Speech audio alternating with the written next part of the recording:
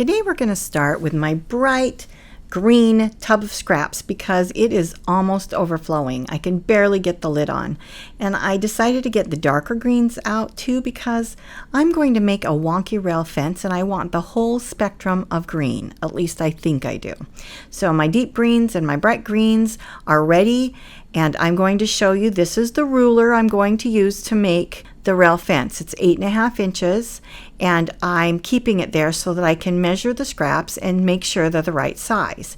So that first one, it just wouldn't work. Now I just lay them out and make sure they're 8.5 or a little longer, and then I'm making a pile of fabrics I may want to use. So I'm testing them, and that one is too small, so it has to be immediately rejected. I only want to put the ones in the pile to be used that will actually work for me. So just checking as I go, cutting them, getting them ready, testing, and I want this to be really scrappy. I really love to make scrappy quilts, and I have made this rail fence in many other colors. It's really fun to choose a color and just use every fabric in that color to make what you want to make. And some people will be asking, really? You're going to do wonky? Why? I love wonky. I think I get less bored when I'm making it wonky. When it's really even and predictable, it's not as exciting to my brain. So I have made regular rail fences, and they're worth making to make sure you know how. It's good to have the skill. But making wonky just makes my heart happy. I also prefer to make these monochromatic, and any color you choose will work, truly. They're so cute in all the colors. I've made them in multiple different colors. It's a fun way to use up your scraps, and all of your scraps will work. If you have thin strings, we call them, or thin strips, which are called strings in the quilting world, then absolutely those will work, and you can use any size.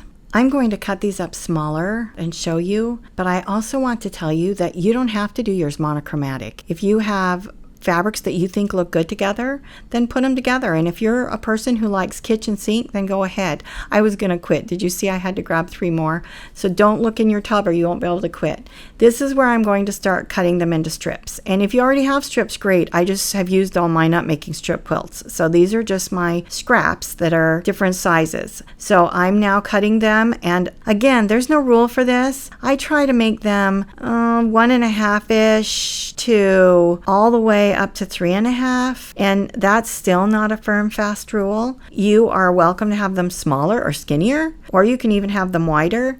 I just find that those sizes are pleasing to me when I look at them, and so it is a personal choice. You'll watch, most of mine, I just like to make sure it's varied. I want smaller, bigger. I want to be able to have it so that everything is a different size. When you look at the quilt as it's finished, you can see that one. See, I have 3.5 inch, and then I have a smaller one and a medium one, and sometimes they're even a little bigger than 3.5 inch, and that's okay, but generally I don't like them much bigger than that. Notice too that I'm not spending any time trying to make sure I'm cutting straight. I'm just cutting. This one is pear fabric, and it's got such big pears that I cut it all pretty big because I don't want to lose the pears in it. But really, I'm just trying to get strips that I can use. So this is fun. This is really freeing. If you're used to working in exactness, try playing this way. It is so fun to just take fabric, sew it together, and make something beautiful with no rules. It really doesn't have rules. It's whatever feels good to you. Notice you can stack fabrics if you want to and cut them all at once, even if they're not the same size. However you want to do it to make it speedy and happy and good for you. And also, you do not have to cut any line straight. I'm not measuring. I'm just kind of lining it up and down-ish and cutting. Just set yourself free and play. I know you're going to ask me how much yardage. That much. This is our pile, and this is our ruler. You can choose a different ruler, but mine's 8.5 inches. You can see how big the pile is. I really don't measure. I just cut till it feels good, which I know frustrates some of you, but do it. It'll be okay. And all that will happen that is terrible is if you have too much, you'll end up with some leftover strings that you can use for another quilt we'll make, so it won't matter. Just cut up some fabric and play. Here you see me picking randomly different sizes and sewing them in twos. And that's how we start making this wonky rail fence. And I have my ruler right there by the machine so that I can do what you just saw me do. I can measure, cut it off and go, okay, that's how big. And now I'm going to do this one. When I cut off these big chunks off the side of them, I just save those off to the side of my machine for crumb quilts that I'll make later. And I just keep sewing. So I have a big strip underneath and I'm just adding several different colors to that color. This one, I just had to cut it in half and it'll make two. Whatever strings or pieces you have that will make this, you'll just have to play with it. And I really do carry that ruler from station to station because I want to keep checking that I'm making my pieces big enough so that I can size them up with that ruler later. And that ruler has to be smaller than the pieces I'm sewing. Here we are at the ironing board. Some people prefer to make these blocks in small batches, and so maybe you only want to sew this many at a time. Normally I sew more, but I'm going to show you how to put two together. So we're going to make two out of these, and then we'll show how they're done, and then I'll show you how I really do it. I do more at a time, of course, because I like to do more at a time.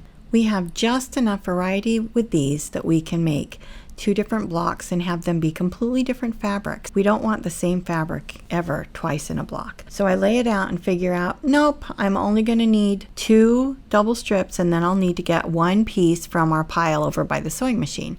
So here's 2 and 2. I put them together and I sew them right sides together. I turned that over because I don't want the green to be in the same place in both blocks. So that's a trick. You can always just flip it around. And then I added a strip to each side before I even went to the ironing board. I just turned it, fixed it, picked another fabric, and put it on. Usually 5 strips were enough. There are a couple blocks I ended up needing 6, but that's why the ruler stays handy because it will tell you exactly what you need. These 2 blocks are done. As soon as we press them, then we can trim them and get them going. I finally just pressed them whichever way I want. It doesn't matter which way you press the seams because they're not going to match up to anything. Over at the cutting table, I just put the block there. I trim 2 sides, I flip it around and trim the other 2 sides. It helps to have a ruler the size you want it, but you can trim your blocks down in any method you prefer. I am making a total of 35 blocks because I'm going to make a quilt that is 5 blocks by 7 blocks. So I would never put those 2 blocks together. They're too much the same with that dark strip. But here I am making a whole bunch more. I like to sew a bunch at a time, piece some together, make sure I have variety in my blocks. As you do this for your quilt, you will just be able to really get a rhythm that works for you. You may do it a little differently than I do. Your brain might logic it out different, but this is a really pleasant experience. And it doesn't take a lot of deep thinking, but the blocks, when you get them done, they're so beautiful. Greens, pinks, purples, it doesn't matter. I wanted you to see a giant pile. This is how many I really like to work with. I get a big giant pile. I sew. I have a few over at the sewing machine so that I can still grab them for that last one. And I just press them and find friends and get them ready and trim them up. As I lay them out, I think really hard about what should go where I like the colors. I just decide if anything bugs me. Just like always when you're doing a scrap quilt, there aren't rules. There are only rules about what you like and if it's happy for you. And as you do a rail fence, you can see that you go sideways and then you do the opposite way. And it's supposed to kind of look like it's woven. And of course, nothing matches up when you do it this way, but still, it does something so magical and happy to your brain as you look at it. It just looks beautiful. As always, I number my rows 1 to 7, 1 being at the bottom and going upwards to the bigger number. And I pin my blocks together. That way I'm never confused. I never get them crooked. I never get them backwards. They're always in the right place, so I don't have to unpick very often. Here we go, ready to sew these puppies together. From the big pile of strings we started with, I have 4 blocks and that little pile left. Here, I sew the quilt top together. And voila, we're pressing.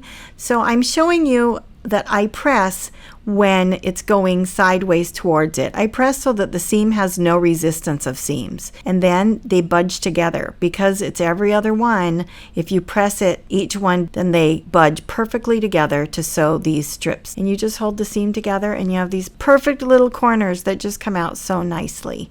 So practice these and sew them and you will be so happy. Here we are, done, magical, even quilted. I did curves so that it would flow. Sometimes when you have straight lines, if you do curvy quilting, it just kind of makes it melt into itself. It's so beautiful. We'd love to hear in the comments what color you want to make your quilt. Stay merry and creative.